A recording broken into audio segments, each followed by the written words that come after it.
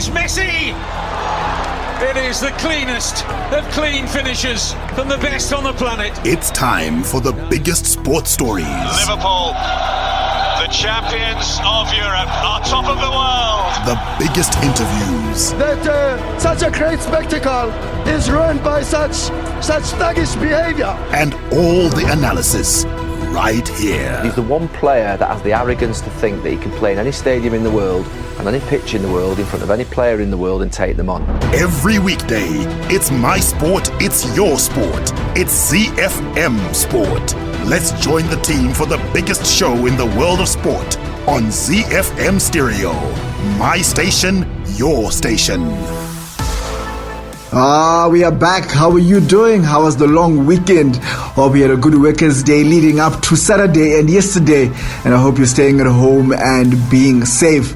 So welcome to it. This is ZiFM Sport on a Monday, the lockdown edition. From our homes to the comfort of your homes, you'll hear from Barry Manandi, Mike Madoda, Mark Pos, Chris, and Alois Bunjira. My name is Sean Tafirenyika. I'm the producer of ZiFM Sport. Manic Monday, as usual, it's always a crackerjack show. So much to go through. We've got our Castle World Football Report, around the world in 60, a local sports news roundup, plus our power play, which will have a Michael Jordan flavor this week. A Michael Jordan flavor this week. Why, you might ask? Well, let me let you know. Now, the biggest sports show in the land will be showcasing the biggest basketball player the world has ever seen, Michael Jordan. ZiFM Sport for the next 3 days will be running a riveting 3-part series with our brilliant pundits Tau Musa and Simba Pupajena in conversation talking about the GOAT, the greatest of all time. Tonight is part 1 and it will feature the beginning, the formative years. What do you want to know about Michael Jordan? What are some fascinating things that made him the player he became? Hit us up. The handle is at ZiFM Sport on Facebook and Twitter. So before we tip off with our 3-part Michael Jordan series, let's go to Mike on the home front for the latest in local sports news. The home front. Local sports news and analysis. Right, let's get you up to speed with what's happening on the home front as far as your local sport is concerned. Starting with rugby, where Zimbabwe Rugby President Aaron Jani says the need for continuity won the day following the re-election of Bill Beaumont to continue at the helm of World Rugby. The 68-year-old defeated his former deputy ex-Argentina skipper Agustin Pichot by 28 votes to 23 following the announcement of the election results on Saturday. Jani said Zimbabwe, through Africa Rugby, were in full support of the Britain. In athletics news, despite global sport being in lockdown grounded by the coronavirus, there was something big to celebrate for the National Athletics Association of Zimbabwe family after its president Tendai Tagara joined an elite group of administrators that had been appointed to an international federation. Tagara was recently appointed into the powerful International Association of Athletics Federations IAAF Development Commission. The IAAF is also known as World Athletics, the governing body of athletics. And we wrap it up with news out of volleyball, where the Zimbabwe Volleyball Association, the ZVA, says they have made significant savings after holding their second virtual meeting through the Zoom application at the weekend to discuss the organization's operations. Traveling restrictions caused by a COVID-19 pandemic saw ZVA being among associations that have embraced technology to hold their meetings after the National Athletics Association of Zimbabwe held its quarterly board meeting a fortnight ago. On Saturday, a week after successfully holding an online board meeting, 7 out of 10 ZVA executive members held a 2-hour meeting where they agreed to frequently hold Zoom meetings. Hi, my name is Luke Baamute, Los Angeles Clippers small forward, and you're listening to ZiFM Sport. I want you to feel what I feel. What time is it? Game time!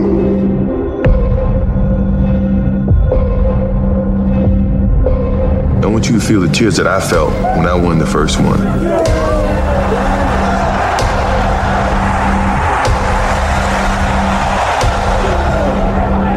Those tears and that pain, and I wanted that feeling at the end of every year, and that's hard. It's like a dependency. It's always going to be a part of you.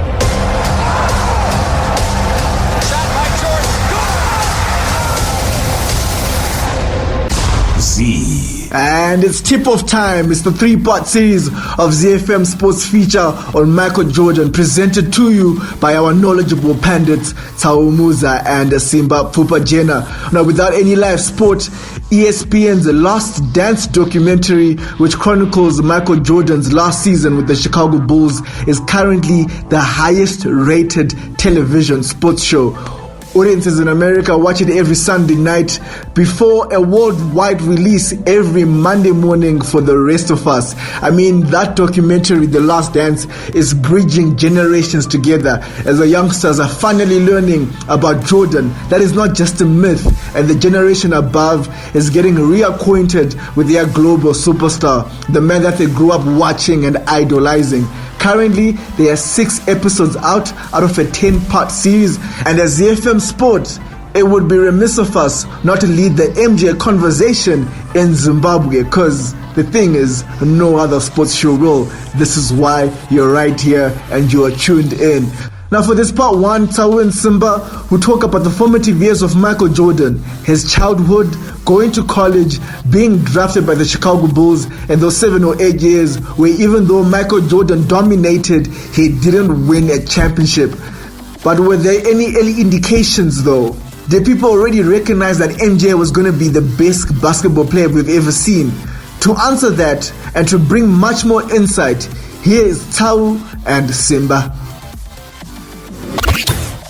We are looking into a 3-part series for the week, and we will crack on, Simba, with looking at the early childhood of Michael Jordan, his development into becoming the worldwide phenomena in basketball, in the NBA, not just dominating the NBA, but becoming a global icon. Yeah, global sports. Yeah. That was he did go beyond sport. So a leader from the sporting field right through to business. But what we'll focus on, is definitely his playing days with the Chicago Bulls. So Sam, here's young Michael Jordan attending Laney High School, and the most famous story is he got cut. He couldn't make the basketball team at high school. Shall we start there? Yes, because it was, when you've grown and heard about the legend, watched the legend and all of that, there is now an assumption that a lot of these things come easy. That probably because you've seen other people that have been compared to him in the past or now even recently, who've had a certain trajectory within their pro careers, and you're thinking, so if he is, as people would want to argue, the GOAT, then surely it's always been the easy way road for him. So actually him being cut was a bit of a shock to me. I thought, all right, it put another layer to the legacy for me. All right.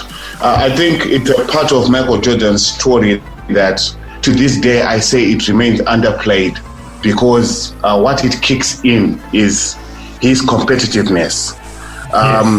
You'll find that as we do this series, viewers need to be aware that ESPN is running a series of episodes called The Last Dance, which is the last season of Michael Jordan and the Chicago Bulls in their 6 championship winning years. And this series has sort of put a spotlight and flashed for the world, and most importantly for the young viewers and listeners out there, the history of the Chicago Bulls, the legend that is Michael Jordan. So I think it's important that we start here, because the lesson here, there is the lesson, Simba. The competitiveness that Michael Jordan brought to the NBA and to sport was probably like no other. True. And being cut, and as we now know, his mother, Dolores, Michael Jordan's mother says, by the time that he got cut off from the high school team, that he couldn't make the high school team, what did he go on and do, Simba? What did he do during the holiday? He got so acquainted with what people are familiar with calling the rock, that basketball never left his hand. These are the words of his mom. And he just kept putting in, I suppose, when people talk about the 1,000 hours that it takes to hold in your craft. This was, for me, the making of him. And I like the way we've obviously started, because for those that are familiar with The Last Dance, as much as it focuses primarily on that last season, it keeps flashing forward and flashing back, flashing forward and flashing back. Great. It's a brilliant format about how they've done it. And along the way, they just kind of drip feed certain elements of not only that season, but even other people that were pertinent to that season. Their contribution to it, their life stories and things like that. So obviously, because it's centering on Michael Jordan, yes, taking it back to that backyard and what drove him. And the words from his mom as well, to say, look, as a family, there are certain values we live by. We don't back down. If you really wanted that badly, step up, put in the work. And that's exactly what he did. I like the fact that you bring in his family right now into this conversation, because the motivation from being cut from the high school team, followed by the following: a domestic setting that was competitive. Michael Jordan's father, James Jordan, is on record as saying his boys had to go out into the backyard to play. Yeah. It did not matter who was the order, how big they were. You were not supposed to have an excuse for losing. Exactly. So can we say that this competitiveness we are discussing and will be discussing throughout the series is honed in Michael Jordan? It comes out in Michael Jordan at a very early age, and he takes it almost personally to say anything and everyone in his way he's going to try and destroy. Because mind you, including the acknowledgement from the parents, mind you, from the parents, his brother Larry was the accomplished basketballer in the family. Accomplished pretty much everything in the family. And there's a part in it that is quite poignant when he mentions that I think part of the trigger for that was Michael wanting to compete, not only to beat his brother, but actually compete for his dad's affection. His dad also very fondly known by his mom as Mr. Jordan, very respectful, sort of a reference to the father there. And he says because of that, always wanting to step, I'm not necessarily saying it's going to end on the court, but there was something else deeper underlying that he wanted to fight for. And his dad also comes through and mentions that maybe he was a bit dismissive of Michael Jordan at that particular moment in time in his life. And Larry, by all accounts, was also a handyman, which was something that they had in common with the father and all sorts of things. So maybe because of him being the elder of the brothers, that helped them to bond a bit more. And Michael was just this one, always trying to force his way in. And it seems to be a common thread that then follows him throughout his career. Like we said, we've now realized that he got cut in high school, fought his way through. And even when we eventually get to his college years and even the NBA, it doesn't always follow that it was always on a silver platter. So highest recruited, now he's got the national attention for children at that level. And now he's going into a program that's already well known for producing brilliant basketball programs. So he's coming in as a freshman, and I think you've got the brilliant story of the impact that he had even as a freshman. Coming in now, it's almost like a reset. He's coming in with the hype, but into a program that's already got stars, so to speak. I've pondered on this a lot, Simba. Michael Jordan went through all his years of college years, up until his coach, not him, up until his coach felt that, you know what, you have done well after winning the championship. You have done well, right? He wins the championship. That must have been in his freshman year, right? Yes, freshman year. He's recruited freshman 81. Year, Michael Jordan wins the championship with the North Carolina Tar Heels. He takes the last shot. Yeah. He comes back. He didn't go to the NBA. No. I really must state this, that arguably the greatest player to ever hold a basketball, okay, what transition fast. Won the national championship at college level in his freshman year, but did not take himself into the NBA. This is crucial. This is crucial when we look at the career paths later in big part. Your LeBron James, your Kobe Bryant. These are the names that were supposed to be the heirs to Michael Jordan. However, Michael Jordan wins a championship in college and proceeds to come back with sophomore year. True. Comes back for the sophomore year and even goes into his junior year. And it's only in his junior year when the coach, like you are alluding to, then steps in and says, you know what? I don't think there's a need for you to go into your final year. Register for what do you take, Simba, on that? What do you take in terms of that development, those 3 years at North Carolina, where Michael Jordan, at this point, the nation knew that this is the best player and he's playing college basketball, not NBA. Not only does he put in the work to add to that raw talent, but whatever he's gaining at such a phenomenal rate that by the time like he gets to his junior year, there's no need to keep holding him back. He's now ready. Michael Jordan gets drafted third by the Bulls, not first by the Rockets, because the Houston Rockets could have had Michael Jordan. So he wins Rookie of the Year, wins the Slam Dunk the next season, then the injury. Remember, he got injured, I think, in the third season. Yes.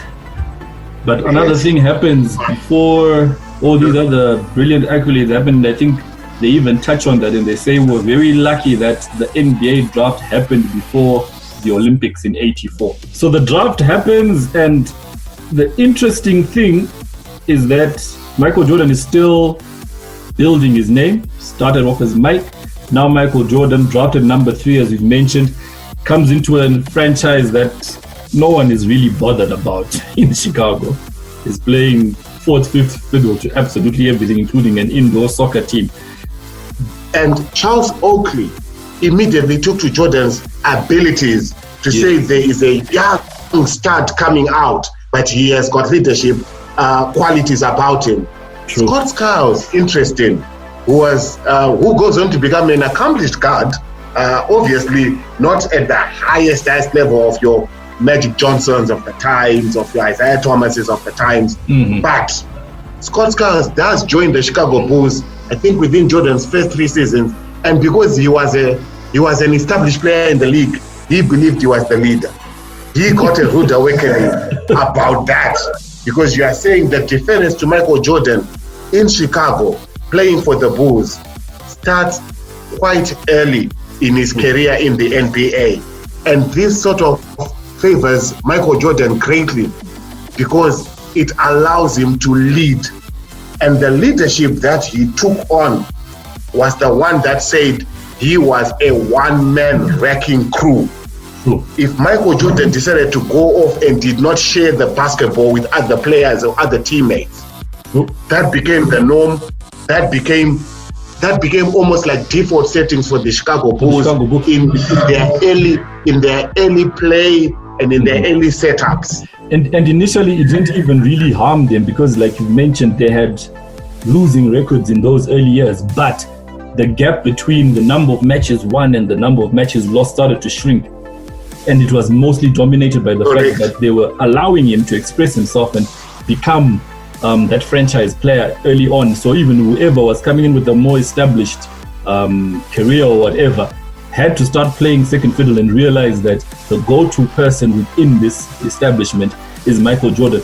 And a lot of that also comes through when the next coach also comes in and they realize that, you know what, in our trajectory of success, first obviously you need to get a winning record, and then from there start to do something within the division to make it into the playoffs. Because if you've got a losing record, you're not making it into the playoffs as a franchise. Going back to the competitiveness of Michael Jordan, wanting to establish himself as the best, he did not cop out on anything. No. He took on. You mentioned something which I keep saying, people don't give Michael Jordan enough credit for.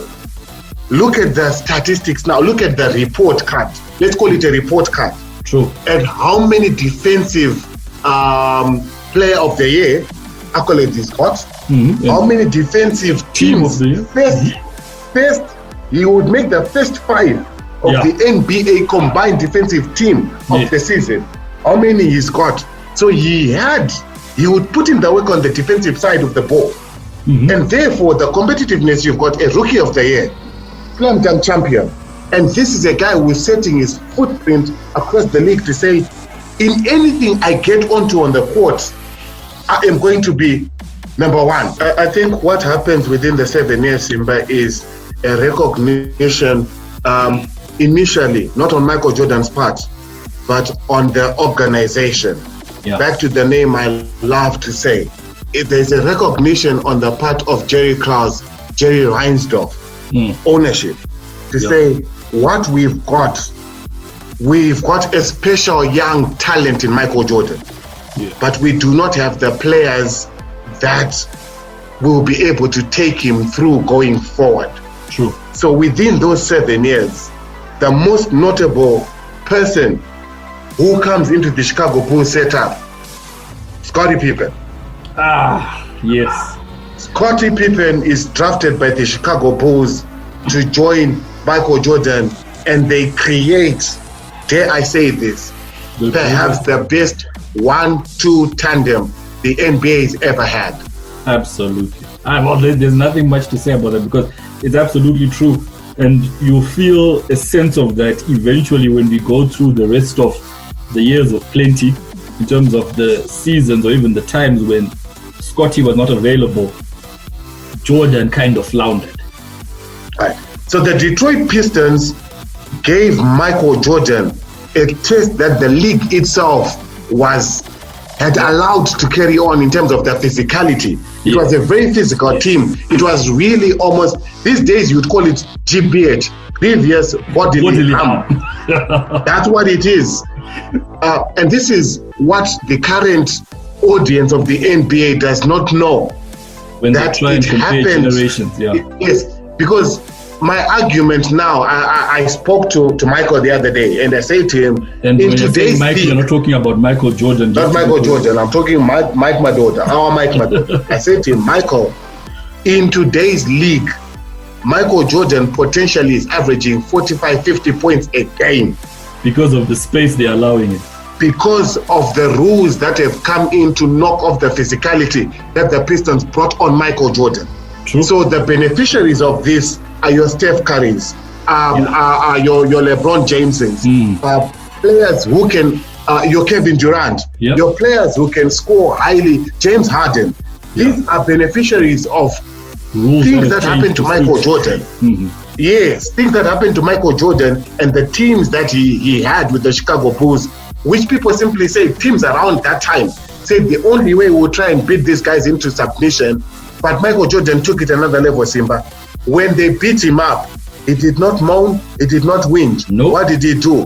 He went and he bulked up. There's the family mentality again, and I think that's a brilliant stage for us to cap it off for this session and build up to the next session, because this was the franchise that was standing in their way of them making their first finals. And they stopped them doing that in 2 straight seasons. But they didn't just back down. They realized where their frailties were. And like you mentioned, they went into the off season, at some stage realized that the only reason why we're being beaten is because these guys are more physical than us. They went in, opted out of going on vacation, hit the gym, hit the iron, bulked up. And when they came in, what people also need to realize is usually when we're talking about a sporting dynasty, it takes about 3. If you win 3 within a short space of time, you are recognized as a dynasty. What the Chicago Bulls then did by beating the Detroit Pistons at that time was actually stop a Detroit Pistons dynasty. Because had they won that third one, maybe we're talking about Lambert right now and not Michael Jordan. Absolutely. So they step in and stop that one and start their own three-peat.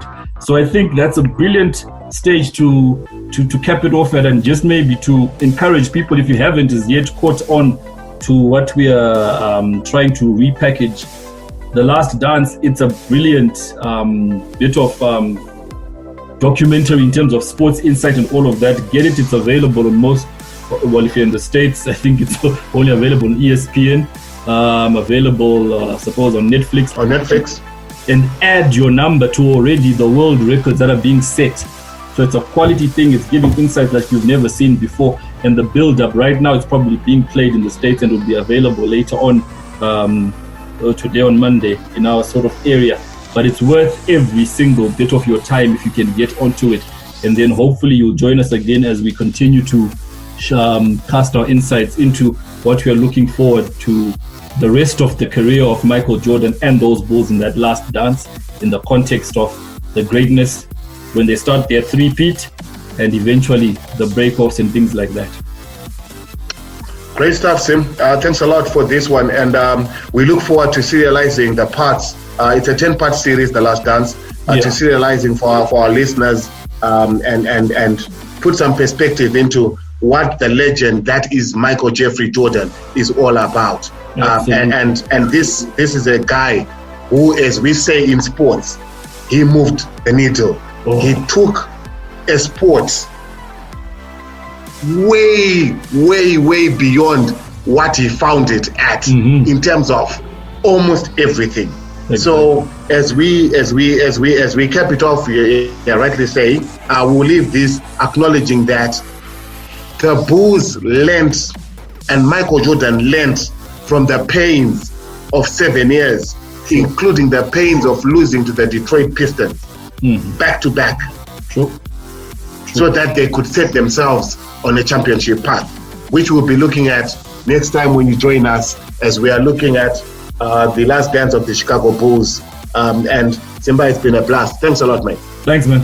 Catch you later. All right. Later then. All right. Z. Fantastic. So that competitive spirit which set Jordan apart was always apparent from the time that he was a youngster, from the time he was in high school when he got cut from the high school team. But then he went on to playing for the North Carolina Tar Heels, where he became a national champion in college. And then there was the draft. The Houston Rockets going with Hakeem the Dream Olajuwon for the first pick. The Portland Trail Blazers going in a different direction, only for the Chicago Bulls to snap him up with the third pick. Houston can be excused.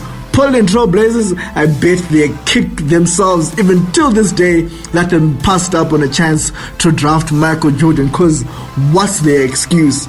And then the Chicago Bulls have to thank their lucky stars, because they were a struggling franchise like we heard, but they snapped up the person who became the best basketball player we've ever seen.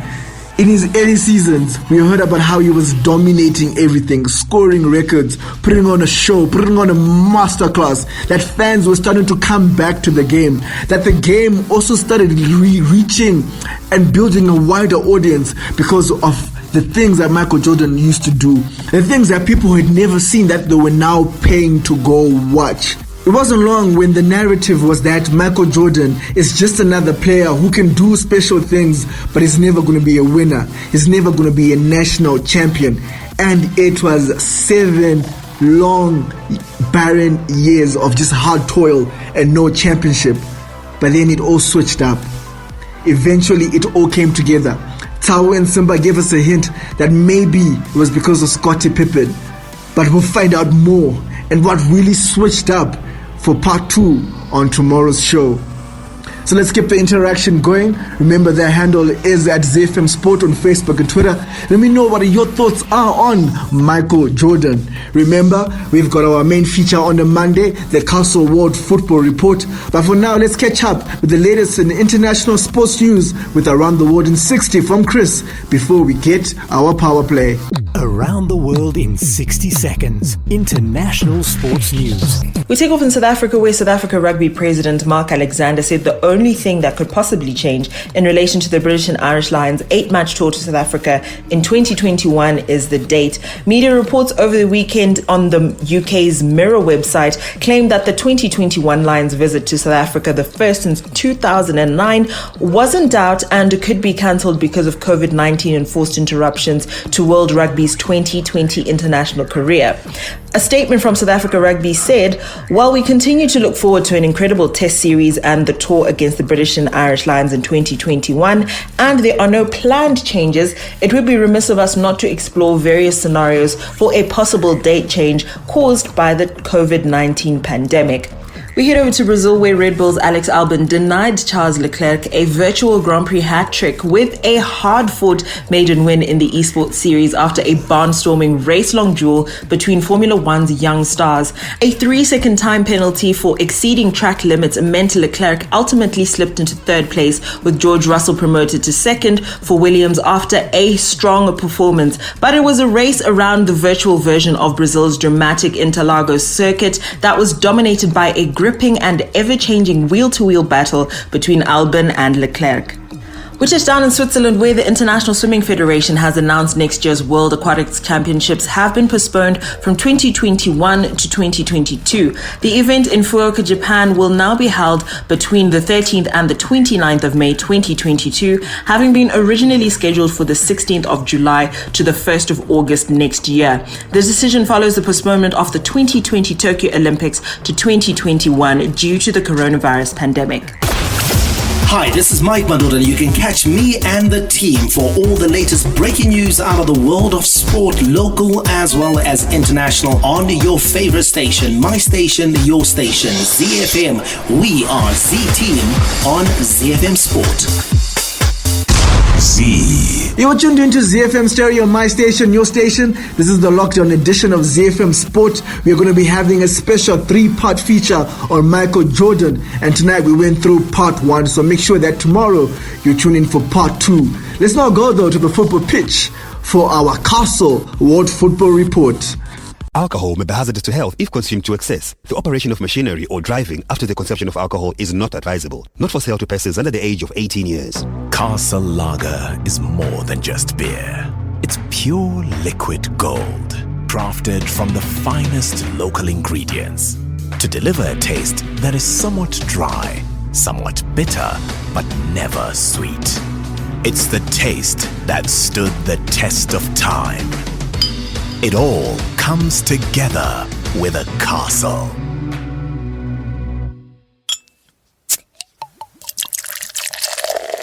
From Rufaro to Barberfields, Mandava to Nyamunga, all the perfect moments in the Castle Lager Premier Soccer League come together on ZiFM Sport. All right, in the top tier of domestic football, mobile network operator Net1's decision to pull the plug on its sponsorship of Caps United, Highlanders and Black Rhinos was allegedly influenced by one of the team's directors who pestered the company to offer revised figures based on the interbank rate. Now, a source told the Chronicle in Ulayo that the director wanted the telecoms firm, which first started sponsorship of the 3 teams when the official rate was at 1:1, to benchmark their new sponsorship package using the prevailing interbank rate. Now, that was obviously unacceptable to Net1, and Net1 certainly increased the package. In fact, the source went on to say Net1 had been an all-weather friend that actually gave more than the agreed figures during the course of the season, as they were alive to the fact that prices of goods and services kept rising. They could have chosen to stick to the initial figure, which had been eroded by inflation, but the company increased its package without input from the clubs. And it seems that wasn't enough for the director, because he insisted that Net1 sticks to the initial package but use the interbank rate at every single meeting. Now, that apparently then brought and resulted in the chagrin of the decision makers at Net1, who then made the decision to pull out their sponsorship from all the clubs that they were supporting. Now, the thing is that if our football teams are unable to hold on to sponsorship, this is a damning indictment on the state of play in our football, because sponsors who are going to fund your training kit, your playing kit, your tracksuits, your accommodation, your transport when you travel to away matches, a sponsor like that is very difficult to come across, especially in these conditions, in this environment. And if you find a sponsor like that, which these clubs had done, like Net1, you want to hold on to that sponsorship and to keep insisting that you go to the interbank rate, albeit that it's not feasible, it's not doesn't make business sense, I think was a bit ill-advised on the part of the club director who was insisting on this. Of course, this is just hyperbole because it is based on a source who provided this information to the Chronicle. But if true, it would be a serious problem for the clubs. However, we understand the source continued to say that Net1 was happy with the Highlanders' professionalism, and it might not be a surprise if we see Net1 continuing to bankroll Highlanders. He also went on to say that Bank ABC would not have pulled out its sponsorship to Boso. had it not been for the other teams that they were sponsoring at the time and the frustration that came with that. So the source seems to believe that Highlanders is in good condition, good state, and Net1 is happy with the professionalism that is being demonstrated by Chilamoya. And it may result in Net1 continue to bankroll the black and white of Highlanders Football Club. This one has a lot to play out, and in truth, the fact that Net1 has committed to fund these teams for the 2020 season, I think is a good thing for the clubs. However, it has been said that they will communicate termination of the agreements for the 2021 football season whenever that does kick off.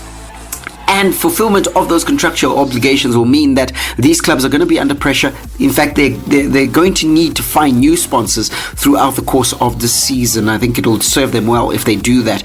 They can't just sit idly by and then wait for the clock to run down and then start looking for sponsors after the fact. Or at least try to mend the fences with Net1 before the termination is actually communicated. Because as of now, and as far as we understand, and the Herald reported last week, Net1 has not communicated its position to the club. So as of now, it is merely the communication in the press and in the media that is taking place. We will keep you appraised on this one, which is a very important development in our football right here on ZiFM Sport.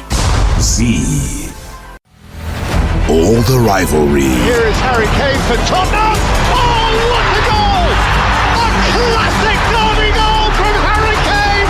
Catch him if you can.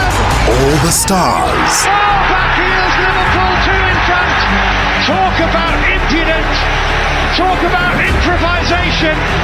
Talk about Sadio Mane. And all the game-changing moments. And Raheem Sterling rattles it home. And once more, City are in front in a trice. All the updates from the Premier League on ZiFM Sport. News out of the United Kingdom is from the Premier League, which is the domestic top flight in that nation, and clubs are preparing for the possibility of playing the whole of next season behind closed doors. While clubs discuss proposals to complete the season behind closed doors at neutral venues, they've also started considering the impact of playing the 2020-2021 season without fans as well. Clubs are expecting football to get back to normal only when there is a coronavirus vaccine, but most medical experts believe a vaccine will not become available until the middle of next year. And I guess the big question is, can football wait until the middle of next year? Can football wait for a whole year without a ball being kicked in anger? And the simple answer to that question is a big fat no. Football simply can't afford it. As of right now, they are talking of as many as 40 clubs in English football becoming broke and defunct, of which about 6 of them are estimated to be in the Premier League. So it's affecting even the wealthiest of clubs in England, this period that we've gone without football being kicked. A lot of the money that is in football is derived not from corporate partnerships, not from sponsorships, not from gate takings and match day revenues, not from shirt sponsorship, but TV money. TV money is responsible for where football is in England right now. It is the feeder of those clubs. They make as much as £100 million every season from TV. And if TV is not showing games, it means that there's no TV money coming in. So that's why English football, I think, has been circumspect around making a definitive decision on the future of this season, which has not yet been completed. You know, people have been taking the mick out of Liverpool. It's not about Liverpool, guys. It's bigger than Liverpool. It's actually about United. It's about Chelsea. It's about Spurs. It's about Arsenal. It's also about Brighton, about Newcastle. It's also about Wolves. It's about Leicester and Southampton. It's about every club, including Port Vale, including Rushden and Diamonds, including Bristol City. It's about football itself, because the money that is enjoyed and spent even in the lower tiers of English football is money that trickles down from the Premier League as a result of TV rights money. So decisions are being made. And what I love about the Premier League is that, you know, they've come up with what they're calling Project Restart. And that document has been drawn up by football administrators in England. And at the top of the agenda, in the latest conference call that they held this past Friday, which all 20 Premier League clubs attended, was getting football back restarting the season and continuing. But they've also got to take a look at the possibility that the coronavirus may not be defeated anytime soon. And with that in mind, they've got to make decisions as to where does football go. You know, people have been talking about, declare this season null and void and then let's start all over again in August. But who's to say where the coronavirus will be in August? How about if it hasn't gone? Do you also declare next season null and void? When do you know definitively when the virus will actually be dealt with? But the clubs can't wait. The money has got to come in. There are workers that need to be paid. There are players that need to be paid. There are contractual obligations that need to be made, because a lot of this TV money has actually been given to these clubs in advance. And companies like Sky, companies like beIN, companies like BT Sport, who are the main broadcasters of football in Europe, will be looking at the Premier League and saying, guys, a decision has got to be made. Believe me, those TV companies, because they derive their revenue and their money from advertisers, they're not too fussed if the football is played behind closed doors, because they know that they're going to have even more viewers watching football than if football was being played in the stadium. So there's more at stake in England, for example, than there is in Holland or France. You know, Dutch football, they were talking about losses of 100 million. You know, that's something that the government can afford to cushion them from. That's something that a government bailout can afford to support clubs. You know, Belgium has also cancelled its domestic top flight, and there were losses of about 3 million, 4 million per club. In England, they're far greater than that. We're talking about losses that could be topping 100 million, and a lot of the clubs cannot afford that. Even the wealthiest clubs in England cannot afford that. But they must be commended, I think, for the proactivity. They're going to see how this thing plays out and then make a decision accordingly. Z. The league that makes football oh so beautiful. Where artistry and strokes of genius are the order of any day. Where the game is played with a smile and the little master creates his magic. It's Lionel Messi! All the news from the Spanish La Liga on ZiFM Sport. Barcelona goalkeeper Marc-Andre ter Stegen insisted he is very happy at the La Liga champion despite putting contract negotiations on hold.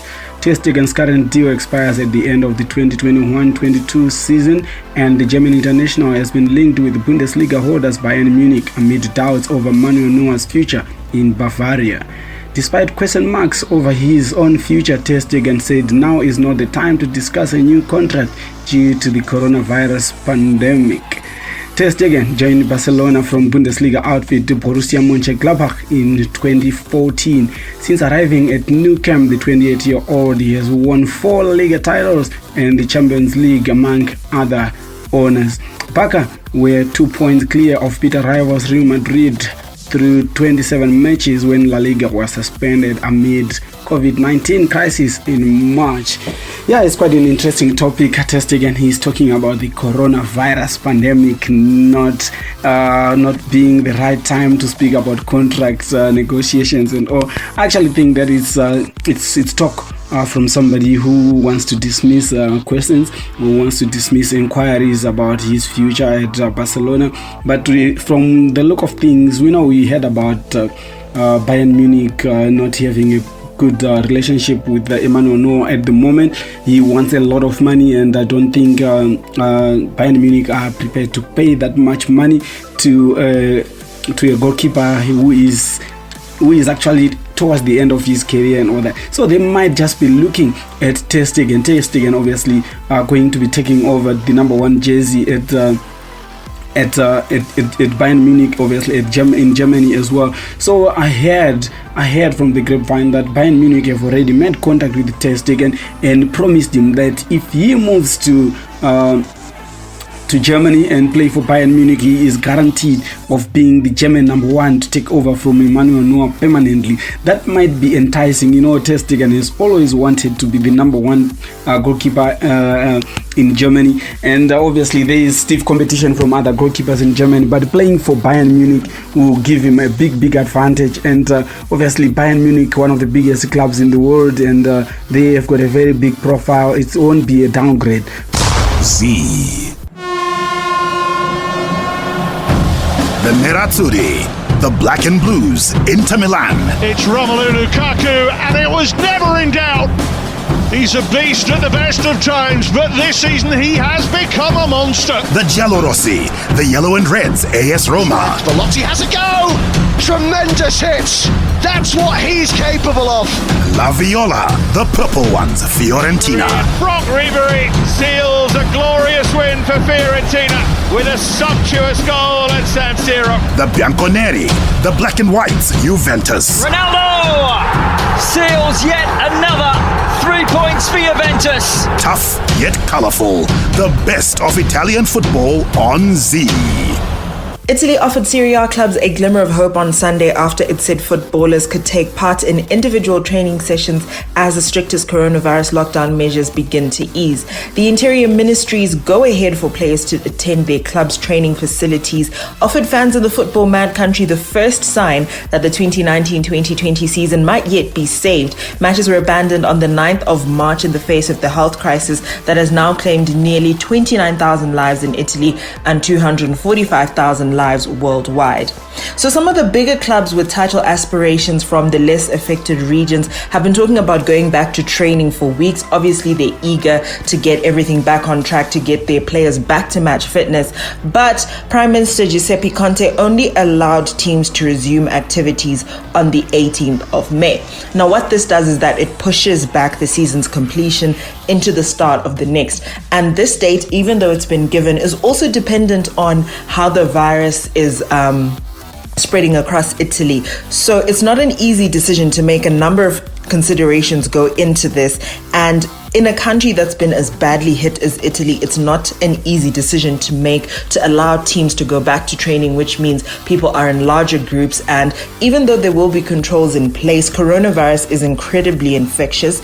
And what bolsters the league and the players' argument about going back to training was the significant drop in the number of new infections across Italy, and they want to be allowed to resume on that basis.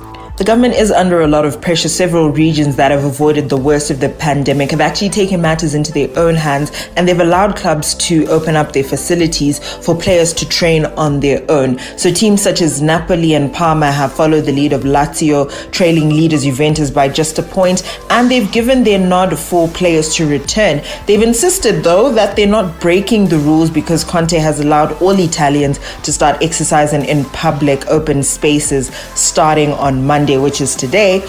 But this is a loophole. Essentially, what the clubs and the league have taken to now is using loopholes in order to allow players to go back to training. The Interior Ministry actually just bowed to the seemingly inevitable yesterday and agreed that teams can open their facilities to players for training. And Syria seems really intent on finishing the season, but across Europe, decisions are varying, and this might actually have an impact on what happens with Syria. So the French league has been abandoned and Paris Saint-Germain has been awarded the title. In Germany, the Bundesliga might become the first major league to return to competition. Initially, the date had been set for the 9th of May for the resumption of the league, but the government delayed that decision, and the restart now might be between the 16th and the 23rd of May. In Spain, La Liga is working on its clubs returning to training as soon as possible, and this is only after the government approves the plans that they've made. And we all want football back on our television, but it looks like it's still a waiting game. Z. Horsepower unmatched. Torque to beat the best. Speed unrivaled. Sleek and easy on the eye. Let's get behind the wheel of football engineered to perfection. The Bundesliga, made in Germany. To the Bundesliga we go, and German Interior Minister Horst Seehofer on Sunday back to possible restart for the Bundesliga season this month without spectators as the government prepares for a key meeting next week. Although Bundesliga clubs have returned to training in small groups, the league has been suspended since mid-March due to the coronavirus pandemic, and the government is to decide next week on a potential resumption of sports activities. So the German Football League, that's the DFL, eager for a quick restart, and I think that applies to most of the leagues throughout Europe. They've submitted a health and safety plan for games without spectators, which includes regular testing of players but no quarantine for entire squads in cases of positive tests. Now, the cash-strapped clubs and leagues are desperate to resume play as soon as possible, even without spectators, so the season can contractually finish by the 30th of June. But what is not clear concerning the Germans, I know in the English FA are meeting to discuss virtually the same idea, to play behind closed doors until the rest of the season. In fact, it could go on until next season as well, and relegation be forfeited, which I'm pretty much against, because for me, you want to finish the league so you get final standings and you get a champion. That's all very well. In the English league, we know that Liverpool are 2 games away from winning the league, and the same applies to the rest of the leagues in Europe. But for me, the relegation is probably more important than winning the actual league, because there's a lot of money at stake here, and especially in times like this when football budgets are going to be cut throughout Europe, it means that clubs that were due to be moved up to the top tier, to the Premier League, to the Bundesliga, to the Serie A, no matter what it is, are going to have to play in the lower league again for another season and lose out on money. I mean, it's not automatic that they're gonna win the league next season and get another chance to go up. So for me, it's a little bit vague in that area, and I'm one of those that is all for the leagues to be finished. Yes, behind closed doors, even if it means the new season starting behind closed doors, but there is got to be a winner and relegated teams. Whether it's 3 teams that are relegated, depending on how the league works, then those 3 teams that finish last at the end of the season, once it's completed, should be relegated, and the 3 teams from the next tier that are due to come up should be promoted. So it's going to be very hard to see how they deal with this. Germany, of course, has suffered over 6,600 deaths from the pandemic, with more than 162,000 people infected at the time the article was published. So, you know, we've got to understand, and we've got to be prepared that it's here for a while, and a lot of things are going to have to change. But playing behind closed doors, I've always said it week in, week out since this whole lockdown throughout the world began. The leagues need to be completed, even behind closed doors, but there needs to be a winner, and there also needs to be a loser. Z. Just like that, and another Cricket Jack edition of ZiFM Sport has come to an end. Tomorrow will be part 2 of our focus on Michael Jordan. Remember, it's a 3-part feature, so don't miss it. Until then, take care of yourself and stay safe. And it's Messi! It is the cleanest of clean finishes from the best on the planet. The biggest sports stories. Liverpool, the champions of Europe, on top of the world. The biggest interviews. That such a great spectacle is ruined by such thuggish behavior. And all the analysis right here. He's the one player that has the arrogance to think that he can play in any stadium in the world and any pitch in the world in front of any player in the world and take them on. Every weekday, it's my sport, it's your sport. It's ZiFM Sport on ZiFM Stereo. My station, your station.